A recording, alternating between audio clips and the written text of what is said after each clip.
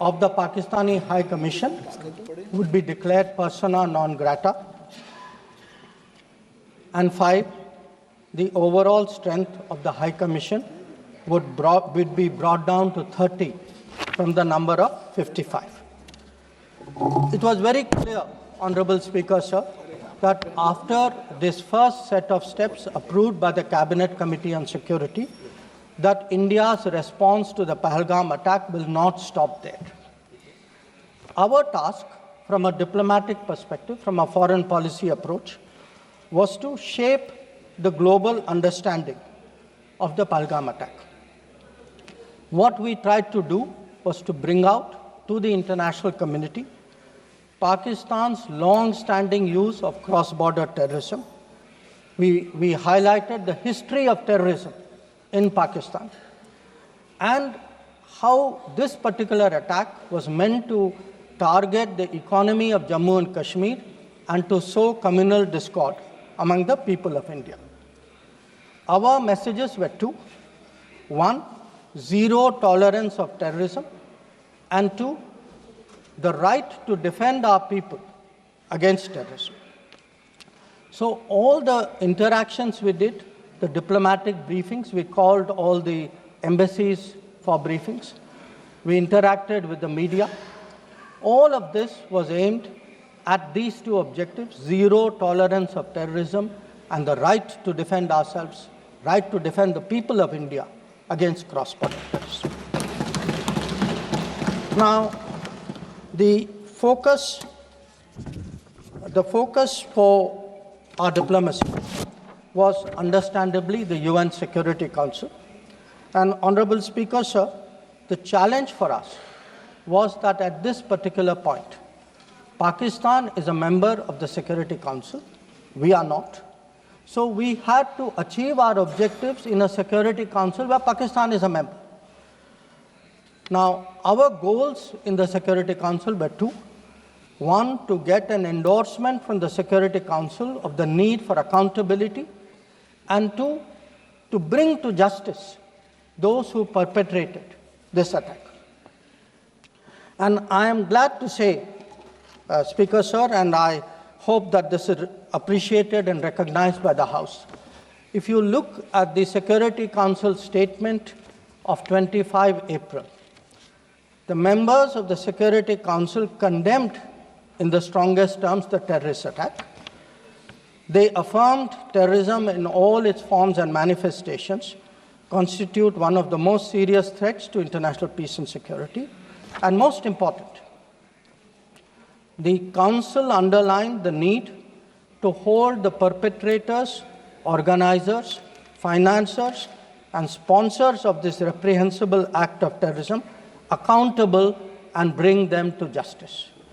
I highlight this, Speaker, sir, because this statement of the UN Security Council resonated throughout the international community. So when many honorable members asked today, where was the world on Pahalgam? I think the answer is there. The answer is there in a Security Council statement which says hold them accountable, bring them to justice, and that is exactly what we did through Operation Sindoor. Now, I also want, Honorable Speaker, sir, through you, to bring to the attention of the House a very interesting development pertaining to the TRF, the Resistance Front.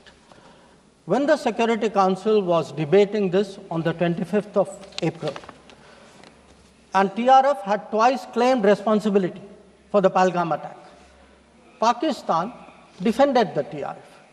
Pakistan tried to get any mention of TRF excluded, and in fact, the Pakistani foreign minister told his parliament that this is a great diplomatic achievement. Now, I mention it because today, again, thanks to our diplomacy, the TRF has been designated as a global terrorist organization by the US government, and the same Pakistani foreign minister who took so much pride saying, I defended the TRF, says, well, now if the US has done this, we accept it. So that is where the Security Council issue stood. If I could then, sir, move on to the diplomacy from 25th of April till the commencement of Operation Sindoor. During this period, there were obviously a number of phone calls, a number of conversations. At my level, there were 27 calls. At Prime Minister, I think almost 20 calls. About 35, 40 letters of support came in. And what we tried to do was to create a narrative, prepare the diplomacy for the launch of Operation Sindoor. And the result of that diplomacy, Honorable Speaker, sir, there are 193 nations of the members of the United Nations. 193. Only 3, apart from Pakistan, opposed Operation Sindoor. Only 3. If you look through this period, and I would be very happy to share with the House the exact positions of various governments, overwhelmingly, there was recognition that terrorism is unacceptable, that a country which has been attacked has a right to defend itself, and that India was doing exactly that. Now, when Operation Sindoor was launched, we spelled out our objectives. There was a statement, Honorable Raksha Mantri ji referred to it in his statement, where we put out for the benefit of our own people, for the international community, that Operation Sindoor was hitting the terrorist infrastructure in Pakistan and Pakistan-occupied Jammu and Kashmir, from where terrorist attacks had been planned and launched. We highlighted that 9 sites had been targeted, and we said that our actions are focused, measured, and non-escalatory in nature. And we were living up to the commitment that those responsible for this attack will be held accountable. This was the commitment which was endorsed by the UN Security Council, thanks to our diplomacy.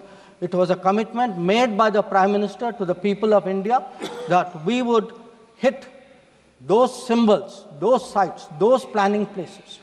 So today, when I hear many questions from across the aisle, I want to say, which one of you imagined that Bhavalpur and Muridke would be brought down the way it was? Which one of you thought? When did you even think of it during your tenure? Did it even cross your mind? In fact, on the contrary, you ruled it out after 26/11. So I think our objectives are very clear.